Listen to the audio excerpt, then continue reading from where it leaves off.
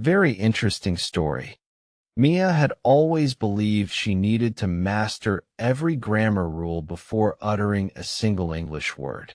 This rigid mindset, ironically, kept her silent and frustrated for years. She pored over textbooks, memorized vocabulary lists, yet the thought of actually speaking English filled her with paralyzing dread. Her notebooks were pristine. Her confidence, however, remained utterly shattered. It was a common, crippling dilemma. She constantly wondered, why do I always make mistakes? This self-doubt became an unshakable companion, an inner critic relentlessly whispering discouraging comments. Every potential conversation felt like an impending test, a chance to fail spectacularly. The pressure she placed upon herself was immense, hindering any natural progress. Her English journey felt like an endless uphill battle. One day, an old friend, Leo, returned from abroad, speaking English with surprising fluidity despite never having excelled in school. Mia was astonished.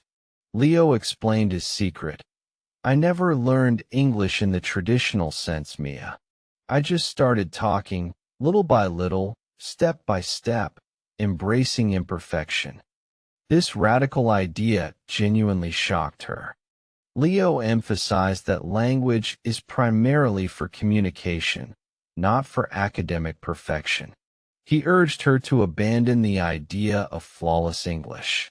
Focus on conveying your message, he advised.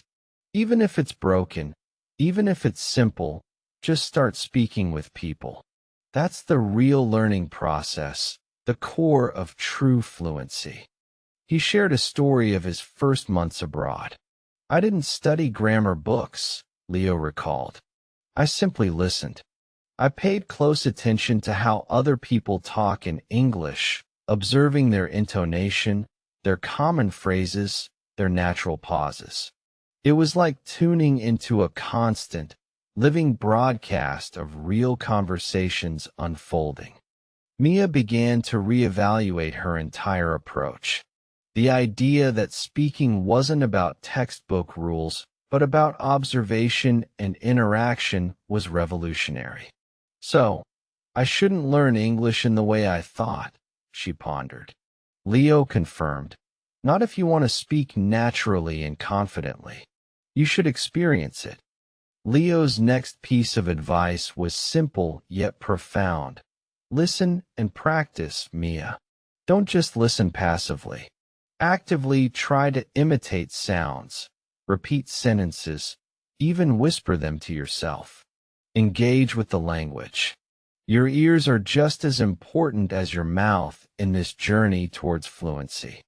He demonstrated how he would repeat phrases he heard, trying to mimic the rhythm and intonation. It's like playing a musical instrument, he explained. You hear a melody, then you try to reproduce it. The more you listen and practice this way, the more natural your own speech becomes. It truly is transformative. Mia decided to give Leo's unconventional method a try. Her first step was incredibly small. She committed to speaking 5 simple English sentences a day, no matter how trivial. It felt awkward, almost childish, but it was a beginning. The barrier of silence, so long insurmountable, was finally cracking. She started by speaking to herself in the mirror, describing her morning routine. I brush my teeth. I drink coffee. Simple, mundane things. There were no mistakes, no audience to judge her. This private practice built a tiny foundation of confidence, a crucial first step in her transformation. Next, Mia ventured into simple interactions. At the local cafe, instead of pointing, she hesitantly managed, "Coffee, please." The barista understood. A small victory, but a significant one. This tiny exchange proved that communication was possible, even with limited vocabulary and imperfect pronunciation. She began listening more intently to conversations around her, particularly English-speaking tourists. How other people talk in English suddenly became a fascinating study. She noticed common greetings, simple questions, and everyday expressions she had never encountered in her textbooks. Mia started carrying a small notebook, jotting down interesting phrases she heard. Not single words, but entire expressions. No worries, sounds good, take care. These informal idioms made the language feel more approachable, less rigid, more like something living and breathing. The biggest challenge remained: how to talk with anyone. The fear of judgment still lingered, a stubborn shadow. Leo had advised her. Everyone makes mistakes, Mia. Even native speakers stumble. It's part of the process. Don't let the fear of error silence you. He encouraged her to view mistakes not as failures, but as invaluable feedback. They tell you where you need to improve, he explained. Every wrong word is a lesson learned. Why I always make mistakes? Because I'm learning. That's the positive reframing you need. Mia decided to reframe her internal dialogue. Instead of, I made a mistake, she began to think, that's interesting. How can I say that better next time? This shift in perspective was liberating, turning anxiety into curiosity and genuine inquiry. One evening, Mia attended a local language exchange event. Her heart pounded. She saw several native English speakers. This was her chance to truly practice how to talk with anyone. She took a deep breath, remembering Leo's words about starting small. She approached a friendly-looking woman and simply said, "Hello, my name is Mia." The woman smiled and replied. The conversation was stilted at first, full of pauses and searching for words, but it was happening. She was actively speaking. Mia found herself listening intently, trying to catch the gist of what was being said. She didn't understand every word, but she focused on the main ideas, practicing the listen and practice technique in a live setting. This active engagement was key. When she struggled for a word, she didn't panic. Instead, she tried to rephrase, or use gestures, or even directly ask, "How do you say?" This openness disarmed her fear and often led to helpful explanations from her conversation partner.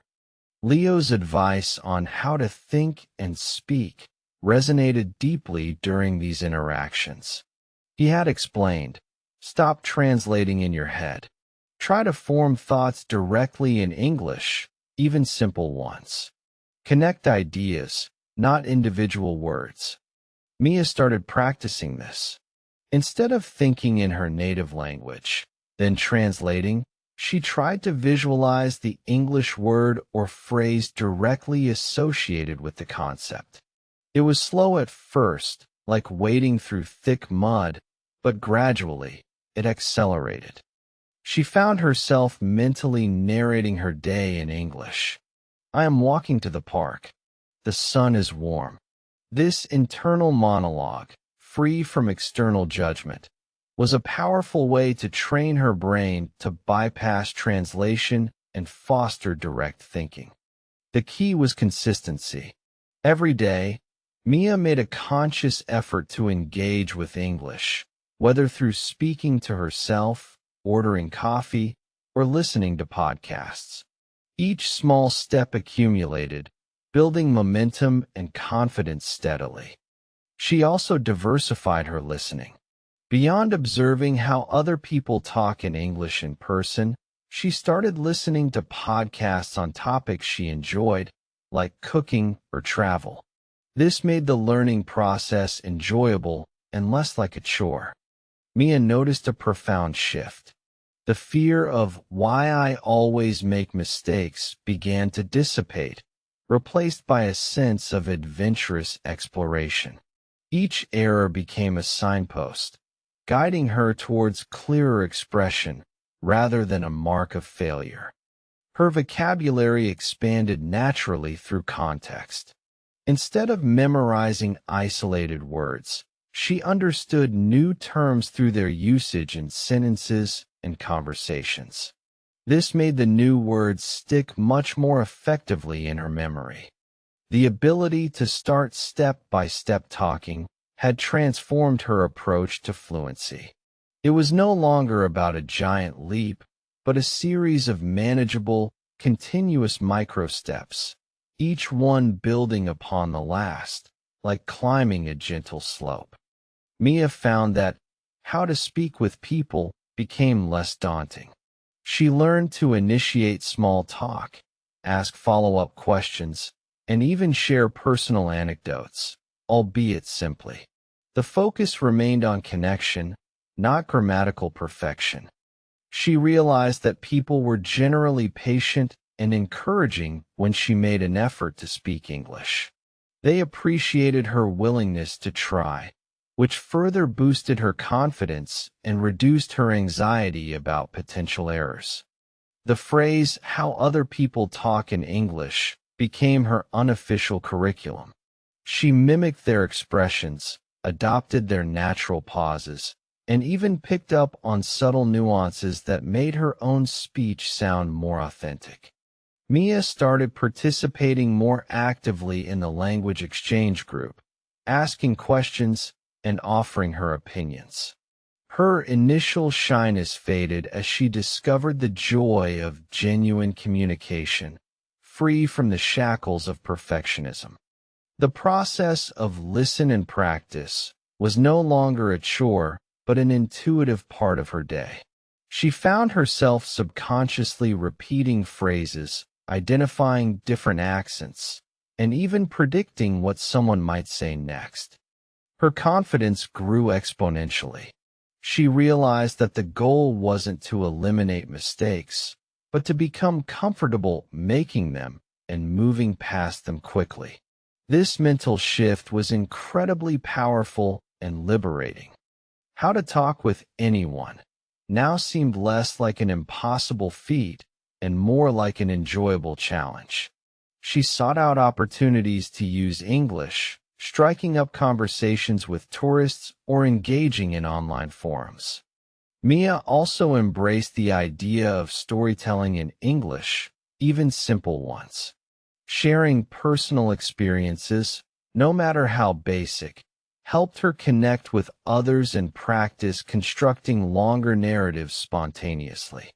She understood that "why I always make mistakes" was a symptom of growth, not failure.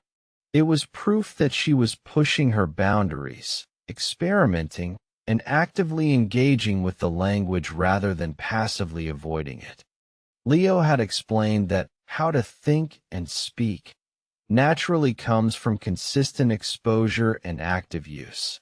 It's not a switch you flip, but a muscle you train, gradually strengthening its ability to process English directly.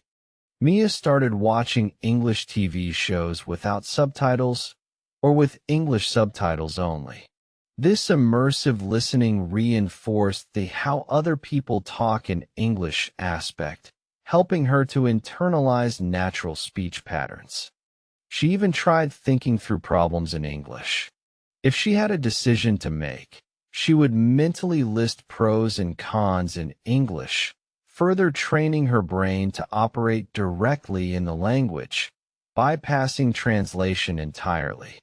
Her pronunciation improved considerably through consistent listen and practice. By mimicking native speakers, her mouth and tongue muscles adapted to unfamiliar sounds, making her speech clearer and more understandable. Mia discovered that the joy of connection far outweighed the fear of imperfection. The ability to share thoughts, understand different perspectives, and simply converse with people from diverse backgrounds was incredibly rewarding. The journey wasn't without its stumbles. There were still days when she felt frustrated or self-conscious. But now, She possessed the tools and mindset to overcome these moments, thanks to Leo's wisdom and her own perseverance. She learned to celebrate small victories, understanding a complex joke, successfully asking for directions, or simply having a fluid conversation for several minutes without a single significant pause or struggle for words. The myth of why you should not learn English by traditional means became clear. It wasn't about avoiding the language, but avoiding the outdated, fear-based methods that stifled genuine communication and natural fluency. Instead, her journey became about start step-by-step talking, embracing the incremental progress. Each tiny spoken word, each simple interaction, was a victory, building towards something much larger and more profound. Mia realized that how to speak with people was fundamentally about empathy and courage. It required putting herself out there, understanding others, and allowing herself to be understood, even imperfectly. Her observation of how other people talk in English had opened her eyes to the living, breathing nature of language, far removed from the sterile confines of grammar textbooks and rote memorization exercises. The consistent application of listen and practice had transformed her listening comprehension and speaking fluidity. It was an active dialogue with the language, constantly absorbing and reproducing like a natural echo. How to talk with anyone was no longer a distant goal, but a present reality. Mia found herself comfortably engaging strangers, making new friends, and participating in discussions she once only dreamed of joining.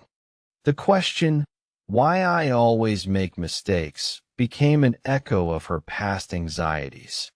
Now, mistakes were just stepping stones, fleeting moments in a continuous process of learning and refinement, embraced as part of the journey.